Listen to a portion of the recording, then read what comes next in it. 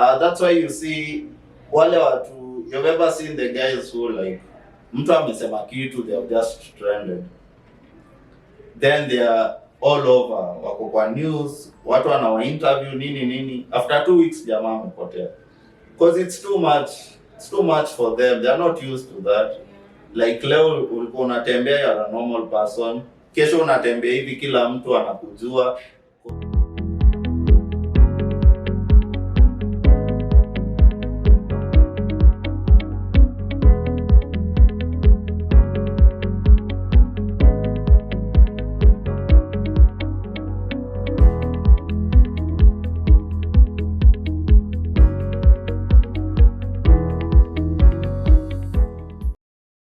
Hello and welcome to another video. Today I'm super excited, and guys, the energy is on another level because I have a special guest here with me on studio.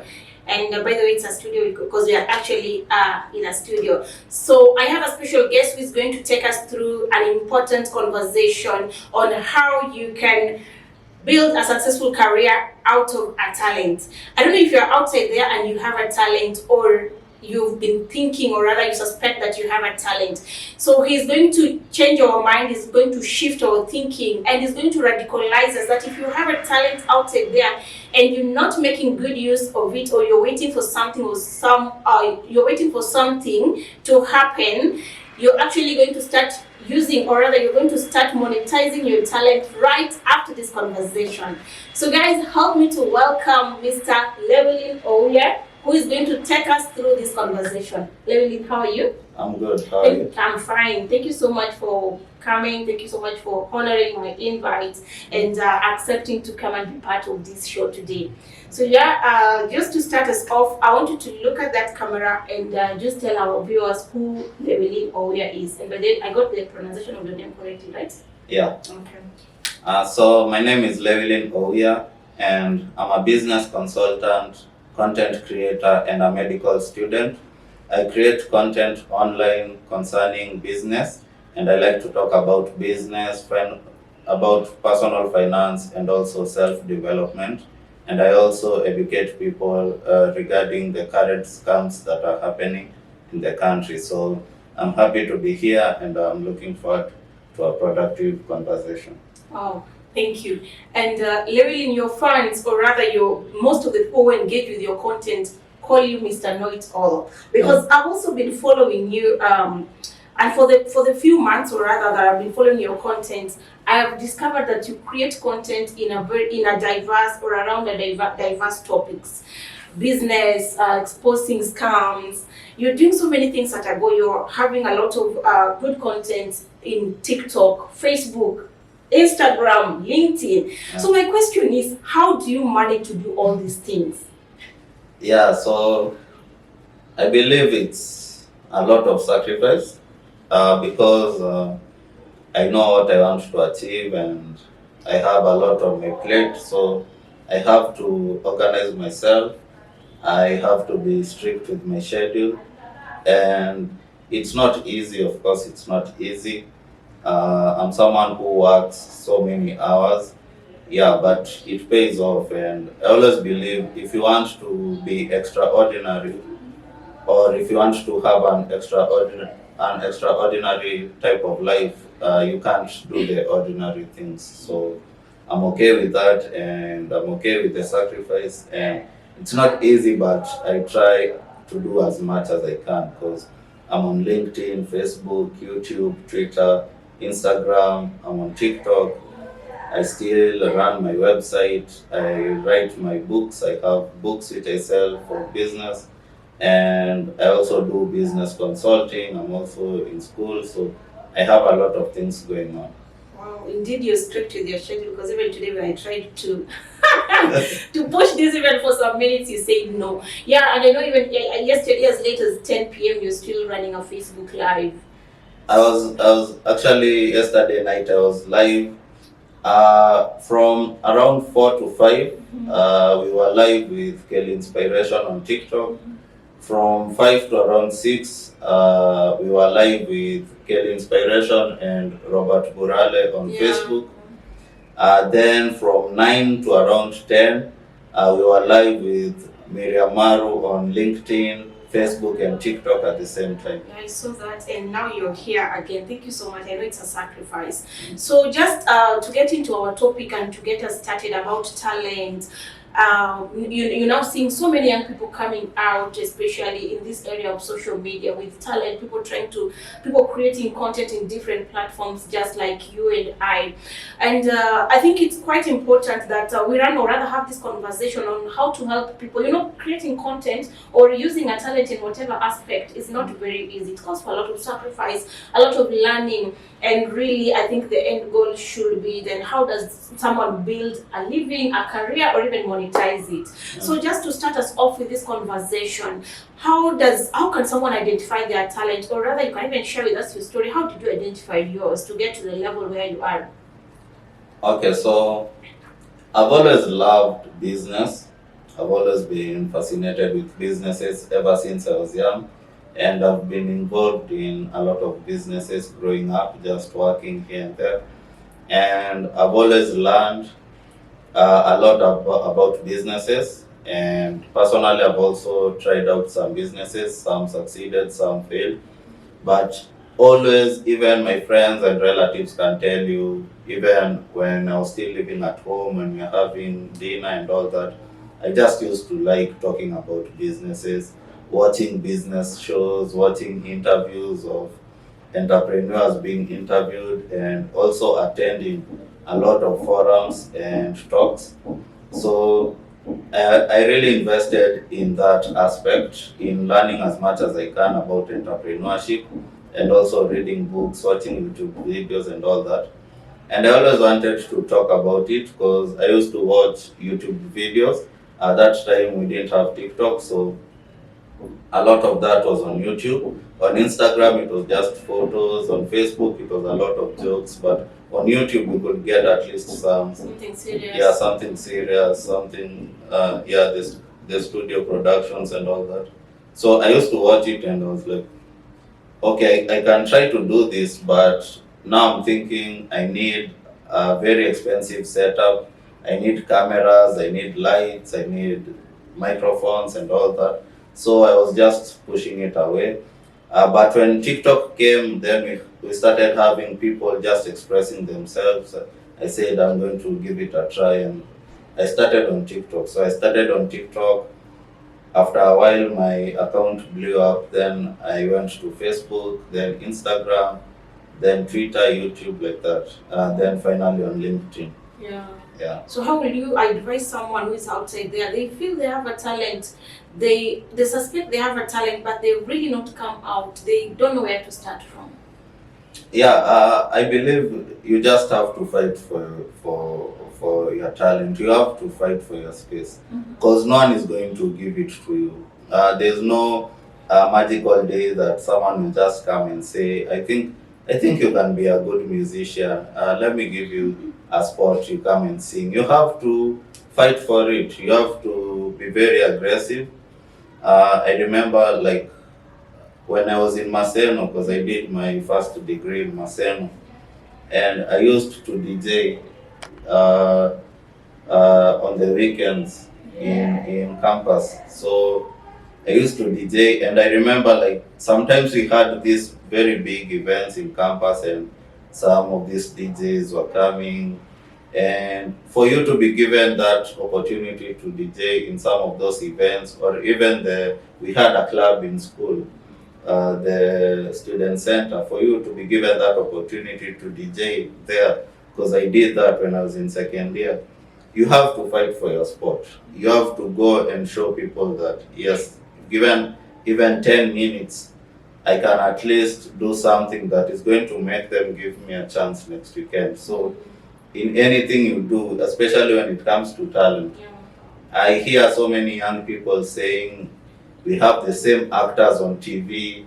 You have heard something like that? Yeah, over and over again. Growing up, you're still singing. Yeah, it's because they do what it takes. Yeah, so many people are out there saying, I'm not given a chance to be in commercials. I haven't been given a chance to be on TV. But even if you listen to the stories of the biggest celebrities and actors we have in Hollywood, Someone like Morgan Freeman got his first big acting role when I think he was 53. And that's what many people don't want to look at. People just look at him right now and they're like, if this guy can do it. They think he started yesterday. You think that his life was smooth. Guys like Steve Harvey, he started getting at least making some good money when he was in his late 40s. So you can't just wake up and say, I'm a good actor, I'm the best actor. These guys just have connections and you're not doing anything. We have guys who literally sleep in studios. We have people who go to shoots every single day. There's someone out there who's saying they are an actor and right now they're at home watching TikToks.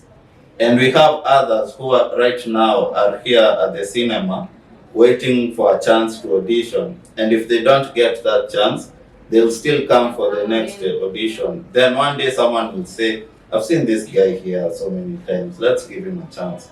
Then he's going to audition, he's going to get a minor role, he's going to kill it because he's passionate and he's been waiting for that chance. And then from there, he's going to get another minor role. Then one day, he'll land a big role. Then you'll see him on TV. After being in minor roles for even 5 years in small movies that you never watched, one day you'll see him on TV and you're going to say, this guy is there because he knows someone, while he just went out and fought for his space. So there's nothing that comes on a silver plate. Wow, I think that's quite powerful, Llewellyn. And what I pick, maybe just to what you said, there's the bit of being very aggressive. Nobody will come and fetch you from where you are, right? So you can't have a talent and just sit admiring people who are actually doing it. So you need to step up. There's the bit of consistency. Like I watch your videos, as I already said, you're very consistent. And if there's anything that I've learned for the time that I've known, is consistency.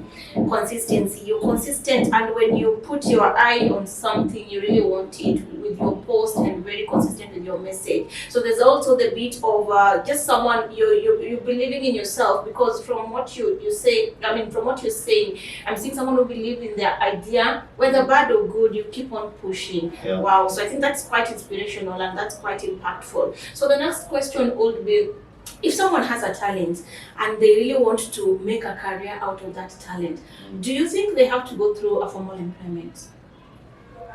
Okay, it's not a must, but you have to look at your situation.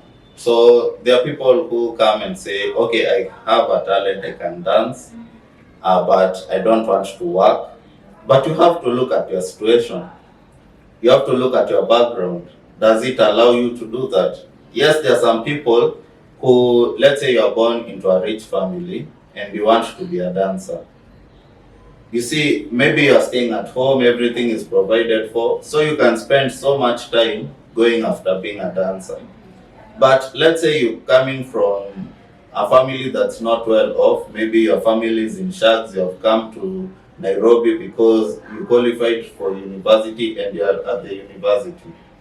You can't stop going to class and say now you want to dance and you don't even know where your next meal is coming from. If help delays, it will be a struggle even to buy a t-shirt or even to get food, or even for your movement. You need money to move from one audition to the next. So yes, you can pursue your talent, but if it's something that it's going to take time to build, you can do some jobs on the side. Yeah. So for example, you could, let's say you have gone to school and you have a job as a receptionist. You work as a receptionist, but on your free time, you work on your talent. So it doesn't mean that because you're a receptionist, you must quit, so that you do, let's say you want to do a talk show, or let's say you have a very good voice, you want to do voice over gigs. Those are things you can do over the weekend. Those are things you can do early in the morning or in the evening. You can make time for that. Because I believe like even just 2 hours every day working on your talent is enough. Like for me, every day I shoot around 10 videos every day, and it takes me like just 2 hours to shoot and edit them and upload on YouTube Shorts, Instagram, Facebook Reels, TikTok. And then during the day, I'll always be doing some posts, some written posts. I can do like 3 to 5 written posts, which go to LinkedIn, Facebook, and Twitter. And I still have to reply to some messages here and there. But if I put it collectively, if I just have like 2 or 3 hours, I can be able to put out that kind of work every day. And you don't have to do it every day. Sometimes, let's say even for content, you can just set aside like Saturday and say, I'm going to shoot on Saturday. And on Saturday, you can shoot like 10 videos. Then every day, you're just releasing one video, and you're still doing your job as a receptionist. Then when it reaches a point that now this content creation can pay for your bills, when you see now like I can do this full time, then now you can quit your job if that's what you want.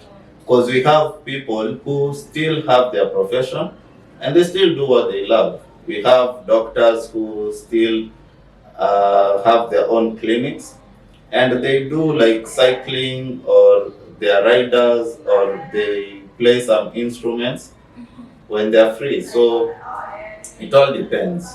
Yes, you can go all in if you are a risk taker and you believe, like you really believe you can do it. But if you are someone who's not so sure about it, you can do both. We have a lot of time on our hands, and most of the things these days, you can just do them online. Yeah. Wow. So you shoot 10 videos per day. That is story for another day. Now, the other question would be, of course, the space is quite competitive, and whichever, whether talent, employment, business, we are operating in a very competitive space everywhere. So how does someone come out? Yeah, maybe you'll just I may take you back, but you'll just take us through how does someone come out in this very competitive space to get authority and create a voice, so that to the point that you are identified, that like Llewellyn, I know you're passionate about business and all that. So how does someone just come out of that competition and get to the top? Yeah, it's just a lot of focus and also authenticity. Like, who are you? Like, do you have an identity? Because the thing that people follow is, if you have your own identity and you have, like, you're someone genuine, you're authentic, like we can see you, because people can see through the BS. If you come wearing a mask, we are going to unmask you and see the real you, and we'll see that you're a fake person and we'll just put you aside. But we want to see authentic people. That's why TikTok right now is the most powerful social media platform, because people are authentic on TikTok. You can just wake up and shoot videos. You don't have to do makeup. You don't have to worry about lighting so much. Yeah, you just come, you just wake up. You can even shoot when you're still in bed. You see, it's not like Instagram where you had to go and do fancy shoots. You have to go to a location so that you do these fancy photo shoots. Then they have to be edited so that you can post. On TikTok, you just record on your phone and you upload. And that's what people want to see. People want to see behind the scenes. People want to see people you can relate with. So in whichever field you are in, people just want to see the real you. That's why sometimes I disagree with the kind of processes that people have. Like now the guys in HR, I disagree with the kind of processes you guys have when it comes to hiring people. Because you end up hiring fake people. Because if you tell me to get the job, I have to give you a firm handshake. And my handshake is not firm. I just come and give you that firm handshake for the interview. And the next time we are having a handshake, because I already have the job, now you realize my handshake is soft. So are you going to fire me because it's soft? But you're the one who made me lie. Because you gave me a set of rules that you must wear this, you must talk like this, you must sit like this, you must not do this. You need to ask this question, your CV needs to be in this format. but maybe that's not me. Like, that's not my strength. Is not writing. My strength maybe is not writing. You're asking me to put my CV in a very good format, so I just pay someone to do it for me, and I bring it to you. But when you ask me to write a report, I cannot even write a good report because someone did the CV for me. So you are expecting a report based on the standards that I provided during the interview, and that's not me. So that's why some companies just keep hiring from January to December, because you just set out some rules. Someone comes there with a brave face, says, yes, I can do it, I can do it. So actually, most of the guys who are hired are the best liars. Yeah, because you ask a genuine person, can you do, can you use QuickBooks? They just say no. You ask a liar, can you do QuickBooks? Yes, they say, yes, I can.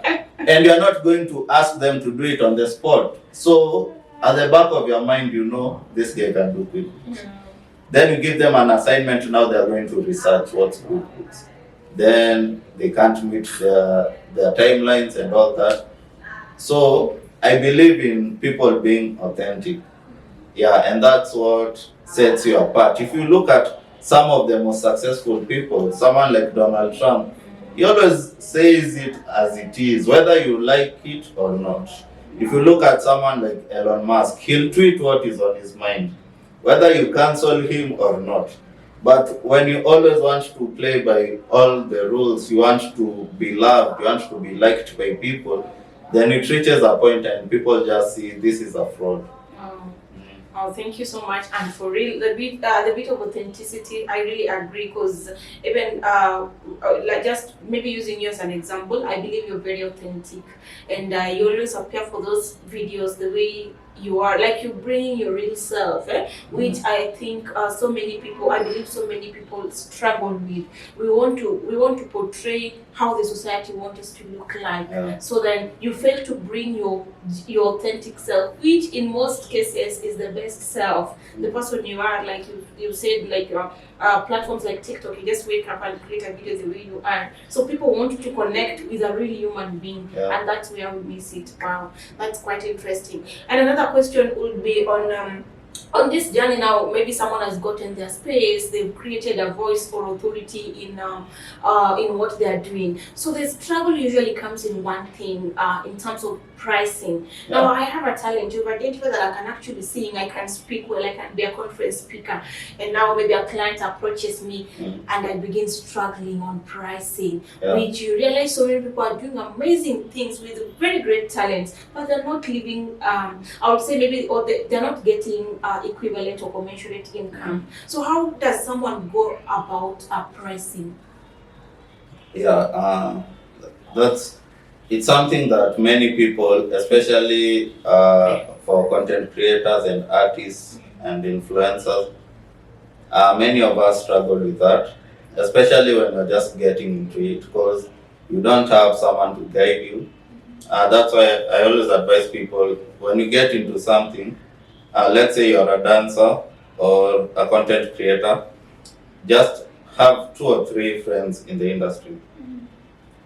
People you can talk to, people who can give you some advice, and also do your own research, because we have a lot of information on YouTube and other platforms.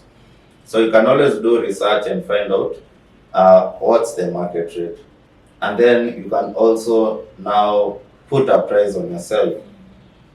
Like, for example, I know there are people who have more followers than me, but they charge less than what I charge when a brand approaches us to market for them.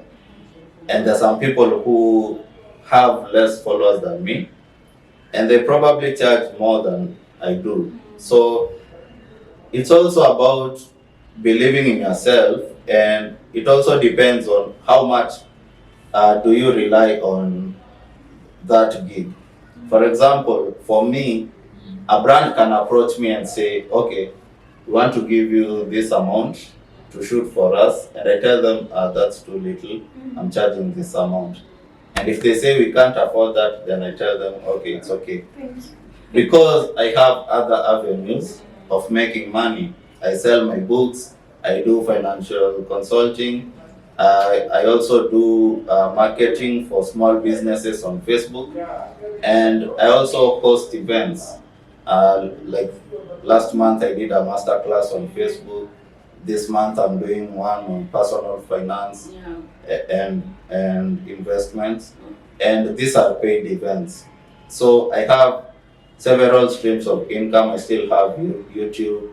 So for me, I can say no to a brand because I know I'm still making money. So if I feel they are not appreciating me enough in terms of payment, I can just say no. But if that brand is the only avenue you have of making money, let's say you've just started out as a content creator, you still don't know how to navigate the industry, then you see you need to be more flexible, because you might end up saying no to everyone and you're not going to make anything. So you also need to know the situation you're in. When you're starting out, of course you'll tolerate more than you need to. You'll tolerate more because you don't have so many clients and you're starting to build yourself. So at that time, you need to be more accommodating, even for the less paying clients, because what you want is to build your portfolio so that when other clients come, they can see you've worked with this company, you've worked with this company, so we can also come on board. But if they come and they ask you, which brands have you worked with, and you tell them I haven't worked with a brand, then they start doubting themselves because they ask, why us and not another brand? So when you're starting out, you're going to be flexible, just be reasonable with their prices. Then as you continue, as you get better, you just gradually increase your prices and you reduce the number of people you are working with. So there's a bit of being flexible and of course understanding where you are as an individual, even financially. Yeah, and I think one thing that also comes out quite interestingly is that when you're starting out, you need to focus on building a portfolio of maybe a clientele that you can use as reference even for your future gigs. Wow. So another question that maybe you mentioned a bit on getting people who already in the industry, or the people who already has a similar talent as you. So what do you think is the space of mentorship? And Llewellyn, before you answer that question, I think maybe recently I was having a conversation with my friend. He's also on YouTube. He just started out on YouTube. So one of the things he told me is that getting people, especially who've already established, people with similar talent as you, who's already established, to handhold you is very difficult. Like you realize most people, you can get a YouTuber and they share the same content as you. You're like, this person is doing what I'm doing, and really you believe that you can talk to them and they can share one too. Like you understand YouTubers, you could reach out to someone else and ask them, what type of devices do you use? How do you shoot your videos? When do you shoot them? So that type of guidance, how easy is it to get it? And what do you think is the place of mentorship, especially for an upcoming person who's just building their talent? Out. Don't go. Okay, it's good to be ambitious and also like shooting up, but don't go too high. Like, let's say you're just starting out and you need someone to guide you. If you have 200 subscribers and you go to someone who has like 100,000 subscribers, like you are in two different worlds. So this guy can't guide you visually. They don't even have that time. But if you are at 200 subscribers and you ask someone who's at 1,000 subscribers, this guy is going to be flattered. He's going to feel like, wow, someone. Because for him, he's been trying to get someone who's at 50,000 and that guy can't respond to his messages. But now there's someone who wants his advice, so he's like, wow. But for you, yes, you have 200. This is someone who's at 1,000. Of course, there's something, even if it's one thing, they can teach you. Then you can implement that, and as you move, when you reach 1,000 subscribers, now you can ask someone who's at 5K or 10K. And when they look at your channel, they'll see this guy has 1,000 subscribers. They have a number of posts. They are serious. So at least we can converse, they can help you. Yeah. When you reach 10K, now you can approach someone at 50K and they listen to you. You see, but you can't just, you're starting out, because even for me sometimes, like sometimes people misunderstand people. Yes, like okay, there are some people who, someone has opened a YouTube channel, they want to start interviewing someone. You have never done even 2 videos. You have not done 2 videos and you want to interview me. And I say, okay, where will the interview be? On my YouTube. Someone starts, uko na location. Can we do it at your ama? I can try to find a restaurant. Already you don't know about location. Unaona? Do you have microphones? Now the person wants to interview you is the one asking you. Unaweza kuja na microphone. You see, like, siko ubaya, but you need at least, even by yourself, shoot some level of shoot even 20 videos. Ujue, okay, we need to position the camera hapa. I need to put the microphone hivi. Then as you move, sasa you can start getting people. But you don't just start doing things. You want to start, you're comparing yourself with established YouTubers and you're starting, unaona? That's where people go wrong. Then kitu isipo work out, you start feeling bad, or you start feeling like people are not supporting you. You see, building a brand takes time. So, my first YouTube interview, the guy who was interviewing me was arrested. Because this guy called me to Garden City. Mi nikaenda, it was my first YouTube interview. The guy is not experienced. Tumeenda kushoot hapo. Garden City. Yeah, you're not supposed to shoot with cameras without their consent. Tumeenda katikati ya interview, guards wanakam. Guards wanakam. So the guy is whisked to the offices. Mi nimejifanya I don't know this guy. So the guy ameenda huko, it was a whole case. And it's because sometimes you can see a big YouTuber ameshoot place fulani, but you don't know the process. Yeah, these guys have built their brand. They have built to a point that, okay, you can go like, now naweza enda kwa hoteli niwaambie, I want to shoot a video here and I'm going to tag you guys, and they're like, okay, sawa, huyu tunamjua. At least akitutag, it's going to be valuable. Then now you can shoot. But sasa when you're starting, you don't know such things. So unaenda to place, you're arrested. So take time, yeah? Take time at least to walk. Kuna hiyo journey, kuna hiyo phase. Lazima upitie, unaona? Yeah, even for people who are starting out, sometimes you're the one even reaching out to blogs. Naambia mazee, si mnaweza ni interview ama mnaweza, then it reaches a point you're the one sasa, when ndo unatafutwa, you're the one choosing, okay, I'm not going to this interview, I'm going to this, I'm not. Yeah, so everything is a process. So I don't just wake up and say like, hey, mi ni yule msee, so you open a YouTube channel, you want to interview calligraphy. It doesn't work like that.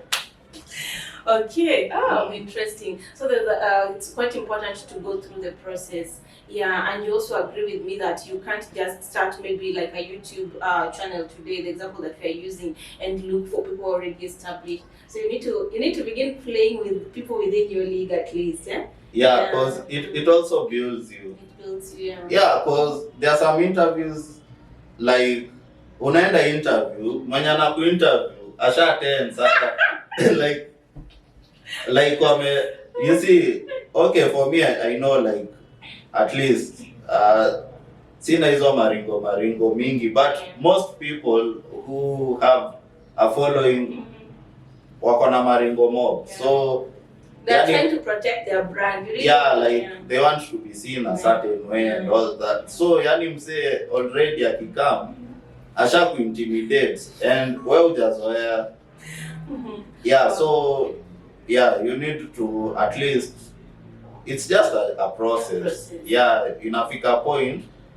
That's why you see wale watu, you've ever seen the guys who like, mtu amesema kitu, they have just trended, then they are all over, wako kwa news, watu wanawa interview nini nini, after 2 weeks jamaa amepotea, because it's too much for them, they are not used to that.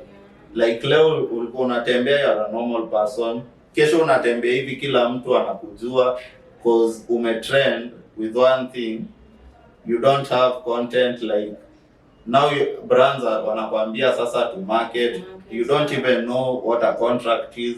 Like everything is coming at you at once. So that's why you see most of the people who trend EV once, they don't go anywhere.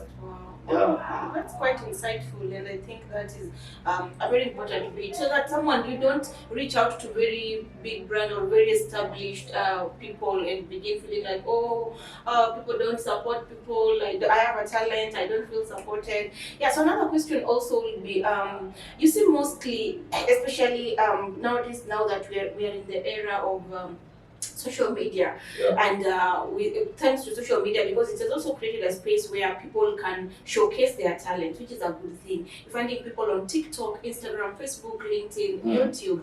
So let me ask, is it that it is only through social medias that people can be able to establish their talent, showcase their talent? Are there other people who are talented and they're not TikTokers, they're not YouTubers, they're not musicians, they're not artists, they're not acting? Are there other type of talents that maybe there's someone somewhere who feels like, I have something, but I really don't have to be on Facebook, I don't have to be on YouTube, I don't even have to be on Twitter so that the world can see it? Are there other avenues or other places that people can actually be able to monetize or benefit from the talents that they have? Yeah, there are some talents that even if you're not good in social media, if you're not good at social media, like let's say you're very good at football, what you do will be seen on the pitch. No. So we have very good footballers who, even from Kenya or outside the country, and they represent the country. We have a young lady who plays tennis internationally from Kenya. So in whichever field you're in whichever sport, and no matter which talent you have, like just have your focus, your drive, have clear goals and go after your goals. Kitu moja many people don't realize is you could be the most talented singer we have in the country, but unless you sing, even your own mother won't know. Because imba, like when you get that opportunity, if you feel you can sing, and one day someone will just be like, hey, this person can sing. You know, like someone like Justin Bieber, he was just singing, and a producer just heard him sing and was like, this guy, if he's mentored, this guy can sing. But if you don't sing, how will you know? Yeah, so it's up to you to fight for your talent. Don't go to 2 sessions, then start saying you're not supporting. Because I've seen people, even like YouTube, you open a YouTube channel, you upload a video. This is the first video, of course it's terrible. It's terrible. Don't lie to yourself. Of course. Yeah, it's bad. It's bad. It's bad. I like the way you're saying it with passion. It's bad. Yeah. Your first like 50 videos are going to be very bad. Very bad. It's going to be bad. You look at them years from now and you'll just be embarrassed. So there's no way you can open a YouTube channel today, send links to everyone you are with in school, all your relatives, your neighbors, people from your church, in all groups. You send those links and now you are expecting to have 1,000 views. And when you see you have 11 views, you start saying we are not supporting you. But we don't know about your YouTube career. We don't know, like, it's up to you to show us that, yes, I'm on YouTube and this is what I do. If you share those links consistently, then one day someone out of curiosity will just say, let me see. If they click on it and they see it's something they can watch, then they'll watch another one and another one. And if it's something that pleases them, they'll subscribe. But you don't have to harass people like that. Just do, if it's YouTube, if it's TikTok or Facebook, just do what you're doing. Let people find you. Let the interested people watch and follow you. You don't have to send anyone a link of your videos, because we have people already on the platforms. So, because the way it works is, once you upload a video, like on TikTok, TikTok will show it to like 5 people who are within your locality. Then depending on how they react to that video, they'll decide if they send it to like 100 people or if they don't send it out. So if it's sent to 5 people and everyone is watching like 2 seconds swiping, 2 seconds swiping, then they'll just know this is not a good video and they won't send it out to more people. But if it's sent out to 5 people and 4 people watch the whole video, then they'll know this is a good video. They send it out to 100 people, like 80 people watch the whole thing or 70%, they'll know this is a good video. Then they send it to 1,000, then 10,000, and that's how a video goes viral. It all depends with the engagement people have with the video. So it doesn't matter, even if you send it to 100 people and everyone, people will just click the link, come to your YouTube, like the video, then go away, don't even watch. So YouTube is going to see that. It's just going to see people are clicking on it, but they are not watching. So they'll interpret it as this is a bad video. And maybe the video is good, but it's because now you have sent it to your friend, you have given them pressure. If they don't watch, you see it as betrayal. So they know they have to watch. And maybe someone is not even a fan of the type of content you do. So what will they do? They just click, like, and go away. And you're going to have false numbers, and maybe they'll subscribe, they won't even watch. Yeah. Okay, so we're almost coming to the end of this conversation, Llewellyn, and I think before I give you a chance just to summarize all that we've spoke, with all this discussion, I know you're an actuarial science graduate from Maseno University, and you're currently doing medicine at Llewellyn. So I've always tried to understand the connection and also just to get to understand maybe where is the passion, actuarial scientist, a medical doctor. Maybe you can just tell us a bit before we get to the end. Yeah, so I did actuarial science, and after I graduated, like, getting a job was hard. And you see, now for actuarial science, at that time, I can say like I did it because, it was a new thing, and just because now you had an A, that was the thing. And then you get there and you realize, like, most of this work, what we are being taught, can actually is being done by computers. It's being done by software out in the industry. So when you come out, it's either you are going to do like some roles in finance, but it's not what you are supposed to do. And getting those roles is actually hard. So when I did my CPA, actually my CPA is what helped me get a job, because I worked as an office admin, then I worked as a stock controller, I was a receptionist, IT. I went to an interview. Those guys had 2 interviews.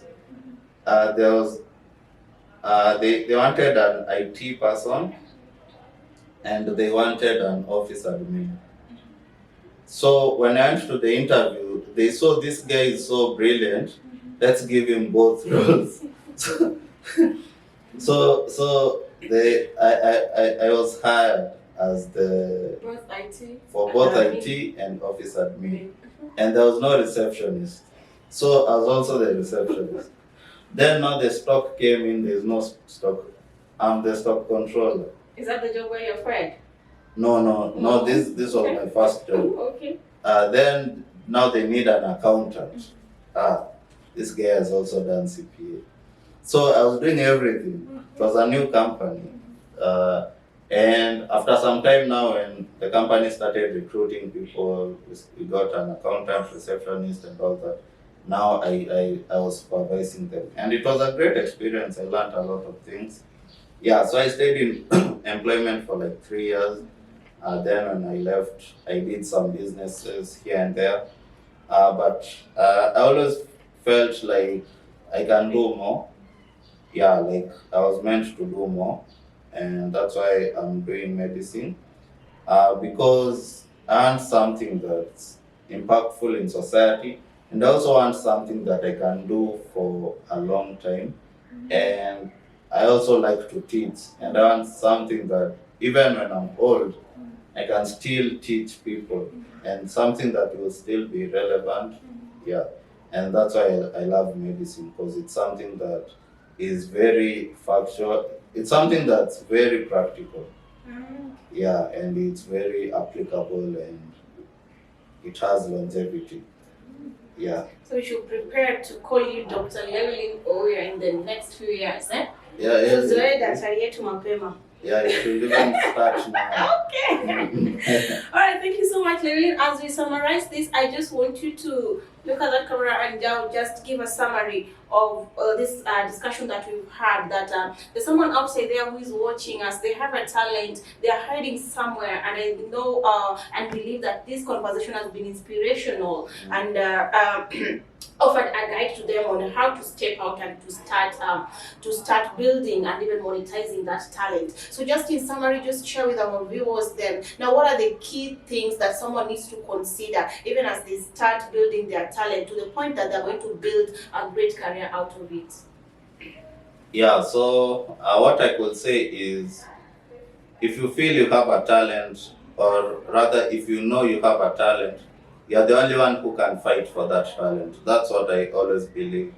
No one is coming to save you, no one is coming to help you. Nothing is coming to be handed to you on a silver plate.